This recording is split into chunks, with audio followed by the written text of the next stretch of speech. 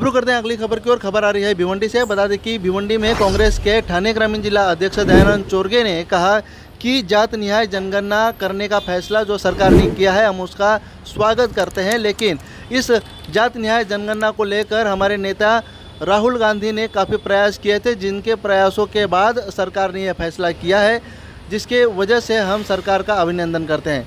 वहीं दूसरी ओर ठाणे ग्रामीण जिला अध्यक्ष दयानंद चोरगे ने कहा कि जिस तरह से वक्तव्य अबू आज़मी कर रहे हैं कि भारत में मुसलमान सुरक्षित नहीं हैं, अगर अबू आज़मी को लगता है कि भारत में मुसलमान सुरक्षित नहीं हैं तो अबू आज़मी भारत को छोड़कर पाकिस्तान जा सकते हैं, जहां वो सुरक्षित रह सकते हैं। इस तरह की सलाह कांग्रेस के ठाणे जिला ग्रामीण अध्यक्ष दयानंद चोरगे ने अबू आज़मी को यह सलाह दी है, अगर वो भारत में सुरक्षित नहीं है तो पाकिस्तान जा सकते हैं।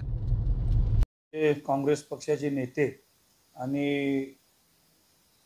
केंद्रातील संसदेतील विरोधी पक्ष नेते आदरणीय राहुलजी गांधी साहेबांनी जे मागील 10-11 वर्षापासून या देशामध्ये जातनिहाय जनगणना व्हावी यासाठी आदरणीय राहुल गांधी साहेबांनी पाठपुरावा घेतलेला होता आणि सातत्याने पाठपुरावा करत असताना आज त्या पाठपुराव्याला खरं तर यश मिळालेलं आहे आणि परवाच्या दिवशी या सरकारने या देशामध्ये जातनिहाय जनगणना व्हावी असा निर्णय घेतलेला आहे आणि खरं तर हा श्रेय जर द्यायचा असेल तर आदरणीय आमचे नेते राहुलजी गांधी यांना आम्ही श्रेय देतो आणि सरकारचा खरं तर मी अभिनंदनही करतो।